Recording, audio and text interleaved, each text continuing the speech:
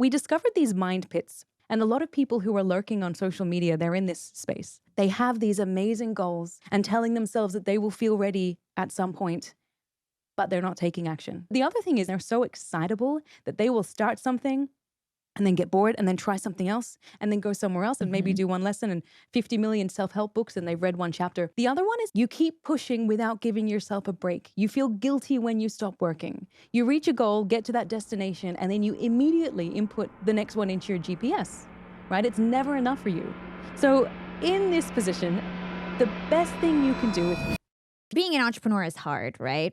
And you've talked about the importance of having the right mindset. And you talk about these common pitfalls we all encounter in this journey of entrepreneurship. You call them mind pits. Can you explain what these mind pits are and the three common mind pits that entrepreneurs face? So we were coming across a lot of people, whether it was through the Fortune 500 we were working with, but also in the entrepreneurial community. And we were hearing this common frustration that they were underperforming.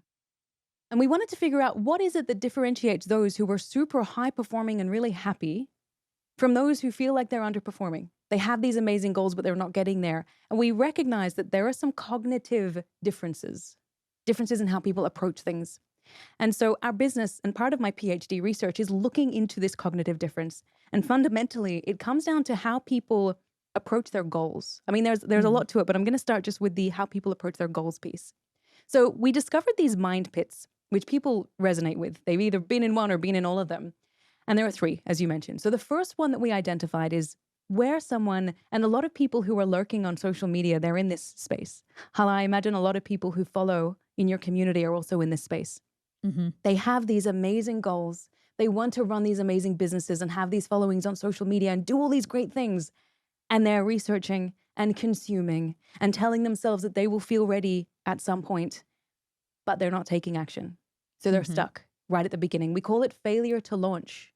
They're not launching. And when we look at decades worth of research, there's one very common overarching theme. What do you think it is? Perfection. Perfection. And it's overthinking. It's Mm. believing that you must be perfect. Otherwise, people will judge you. People will criticize you.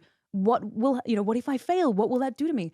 This overthinking that is fueled by perfection leads to complete stagnation. Now, when we think about the brain is wired to magnify what we focus on.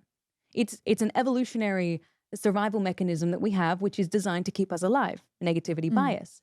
However, when it comes to our goals and what we want to achieve, if we listen to that voice in our head, it will convince us that, well, we might fail. The risk is too high. Don't do it. And so we wait, we hold back.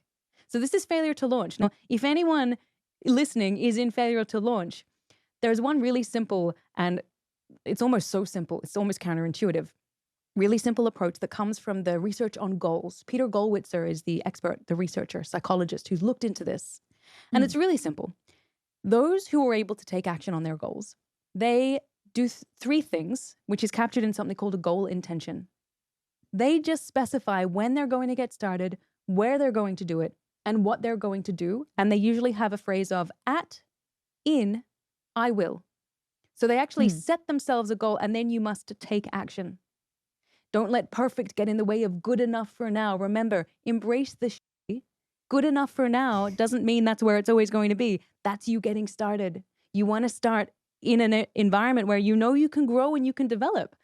I want to Mm. just quickly tell you, Hala, my first, or I think my second ever video on TikTok. So my first one, I was doing one of those voice, like where you do someone else's voice, you take the audio Mhm. and you just mime it. And then I had Mhm. some messages about career and confidence pop up. That was my first one. My second one was a viral dance. So I thought that I had to create a dance in order to get any kind of cut through on that platform. And then thankfully, I learned didn't need to do that. But the point is, I just did it. I knew that it was only going to go up from there. So you just got to get started. That's mind pit number one, failure to launch. And I know Mhm. I've been in this sometimes. I mean, I have wanted to do some things for so long, and I keep convincing myself, oh, not yet, not yet. I think one of the greatest antidotes to growth is not yet. I mean, Mm. it's good that it has the word yet in it because growth mindset, it means it may come, but not yet is you giving yourself an out. So Yeah. find something and just do it. Mind pit one, failure to launch. Now, mind pit two is a really interesting one. So we discovered this initially. I was having an interaction with this gentleman. This was back in Australia, and he was a highly talented young man. He was 1 year from finishing his PhD research. So he'd spent, I think, 3 or 4 years doing rigorous research and experiencing the world of academia. But then he came to me for some guidance. I was coaching him, and he said that he was going to drop out. And then he also shared that he'd half finished his master's, his second master's, which was an MBA, to pursue the PhD. So he hadn't finished that either. And Mm. it seemed like he was just not able to see things through. He wasn't getting anywhere with all these part completed commitments, and he was treading water. So he was exhausting himself without going anywhere. And this is the second mind pit. We call it treading water. This is where people have so many goals and they're so excitable that they will start something and then get bored and then try something else and then go somewhere else and sign up for a business mastermind and never finish it and get a course and maybe Mhm. do one lesson and 50 million self-help books and they've read one chapter. It's this kind of behavior of too many things that you want to do that you don't take action. Mm. So the reason why we get stuck here, have you ever been in this one? I don't fall into the first two buckets. I fall into the last Oh, one. got it. Okay, that one's coming. That's coming. So this one, it's driven by self-doubt, where you're questioning, is this the right thing for me? Should I be doing this? Maybe I should do that.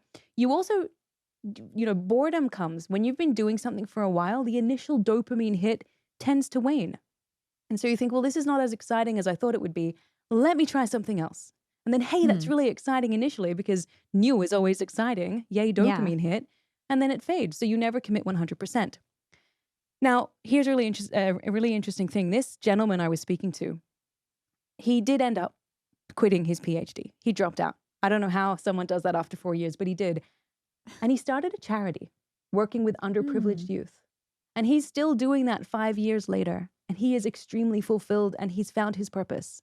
So what we discovered is that when a lot of people are in this pit, it's actually not that you can't commit. It's just that you're doing the wrong things and Mm. you are doing too many things. You need to just ask yourself, what is the most important thing for me to do right now?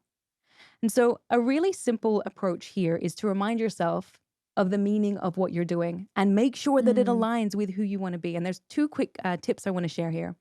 The first one is in 1987, different century, 1987, there were these two researchers, Valacher and Wagner, and they proposed a way to understand how we interpret and think about our actions.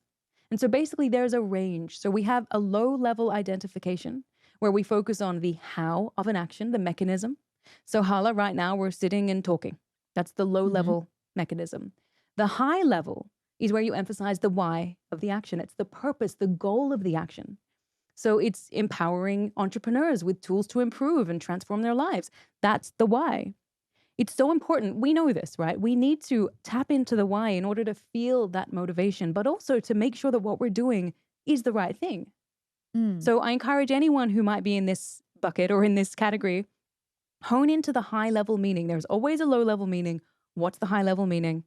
And then the second very, very quick tip is some people in this state, because they don't have the motivation, the moment something challenging comes their way, they crumble. And they Mm. just say, oh, not for me, I'm going to try something else.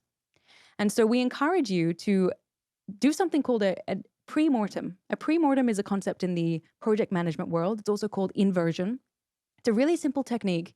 You proactively think about all the things that could go wrong, all the obstacles that could get in your way, and then you troubleshoot before they happen. What will you do? You develop something called an implementation intention. It's your Mm. coping plan if then. Now, fascinatingly, the research from Peter Gollwitzer tells us if you develop an implementation intention, you're going to be 3 times more likely to achieve your goal simply by having your if then plan. So if I start to lose motivation, then I will remind myself of my purpose and then reach out to my mentor. If something else, then I'll do something else. Really simple. Mm. So that's for our second mind pit. Let me This let me Go ask for you it. one follow-up question about this one Yes. because I think treading water is actually really, really dangerous for people's careers. I have a lot of friends that fall into this bucket, and what happens is that they never become very successful or make a lot of money because they don't have the discipline to focus and just get good at something. Even if it's temporary, even if you Yeah. like work at something for 4 years and then you decide to quit, that's okay, but if you never actually get anything done, you just end up just going in circles, and really never actually creating a career for yourself and even experiences because you don't get far enough to really get skills. So I just want to call out that if you feel like you're falling in this bucket, you need to understand that focus is so important to actually grow skills and make money later on. And I think that, finding how to have that discipline, finding your why, finding your purpose, and really sticking to something, even if you don't necessarily like it for a little bit, just to gain the skills is really important. Totally. There was this beautiful quote. I can't remember who said it, but it's more is lost through indecision than the wrong decision. Sometimes you just need to make a decision, commit to it. And even if, as you say, even if after a number of years you realize, hey, it doesn't light my fire anymore, you still had that journey of growth. You've still learned new skills. You've skill stacked, as you'd say, Yeah. right? You've developed those career multipliers because you chose to take that path. So Yeah. I love that. Okay. Number three. Okay, number three. So this is the one, Hala, that you're in, and I am in it. And I think a lot of people are in it. It's the inability to be still. You keep pushing without giving yourself a break. You feel guilty when you stop working. You reach a goal, get to that destination, and then you immediately input the next one into your GPS, right? It's never enough for you. So it's not that you have a discipline problem at all. You have iron discipline. You've Mm. you're just not able to see that actually your work and you are not one and the same, that there is a distinction between what you're producing and your self-worth. We call it destination obsession. You're addicted to achievement. It's also the reason why a lot of people will get to the end of their day, busy work day, they're in bed, they know they should be sleeping, but actually they're lying there scrolling on their devices. It's called revenge bedtime procrastination. And the reason why we do it, when we have really busy daytime lives, and a lot of that is self-imposed, we might be bringing on a lot of that to ourselves. That moment right before bed is the only moment of personal control that we have. And we know that the sooner that we sleep, the sooner tomorrow arrives, and then we have to get back to doing it all again. So we want to try and hold on to that as long as we can, and then we sleep later because we're on social media. So revenge bedtime procrastination. This is also the realm of productivity guilt. You stop working. Mm. Hala, do you feel guilty when you actually stop working? Yeah, I've gotten better at it, That's but good. yes, for sure. For a long time, I couldn't even not work weekends because Oh, I'd feel wow. guilty about it. Yeah. And is that, were you like that when you were an employee or only when you became an entrepreneur? Both, but more so when I was an entrepreneur. It's really interesting. I felt exactly the same thing. And for me, a big part of it is when I worked in the corporate space, I would, you work and then you get your salary. It goes hand in hand. So work and money come together. When you're an entrepreneur, it doesn't necessarily go like that. You can Mm-mm. design your work in such a way that it's not time for money. I mean, that's what you want to do, right? It's not time for money. You don't have to be working ridiculous hours.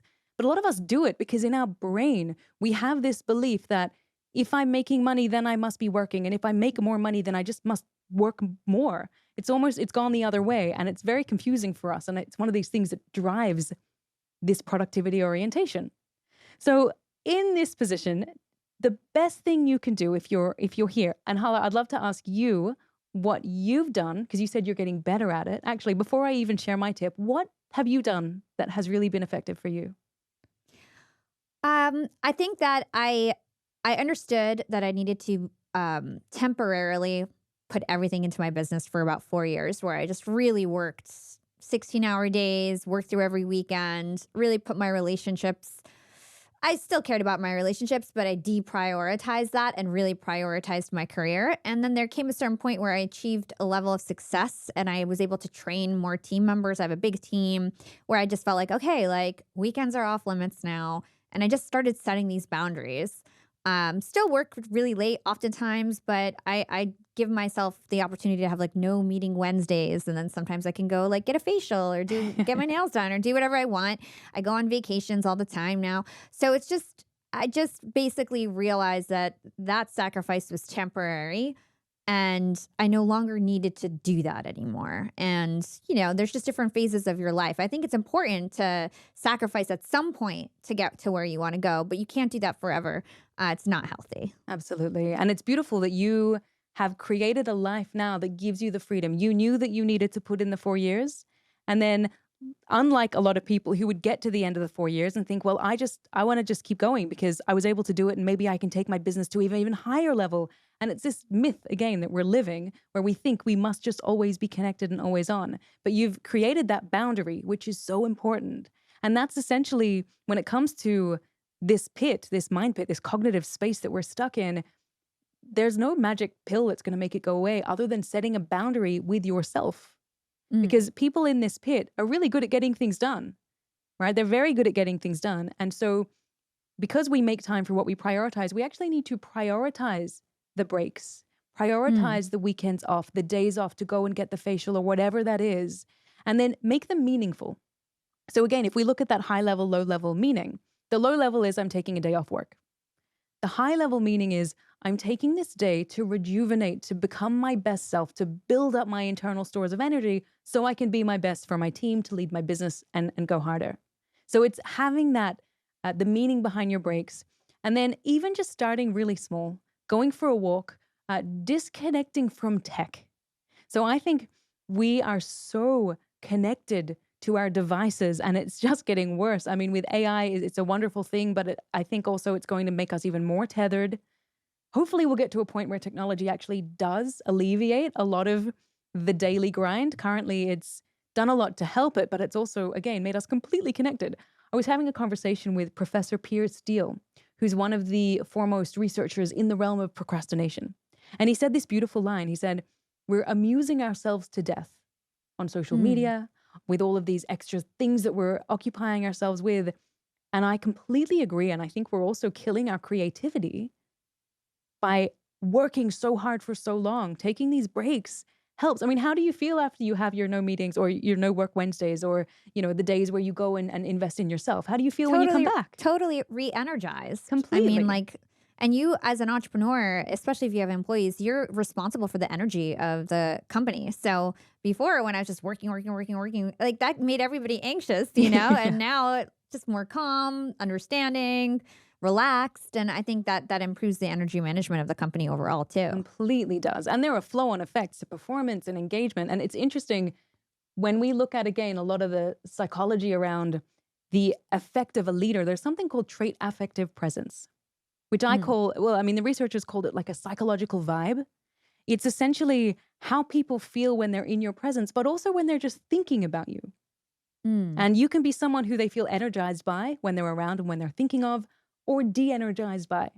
And so, as a mm. leader, as an entrepreneur, as a business owner, it's so important that you do what you need to do to be that source of positive energy. Because, again, as you said, emotions are contagious. If you're feeling anxious, if you're working so hard, people are going to feel it no matter how much you try and hide it.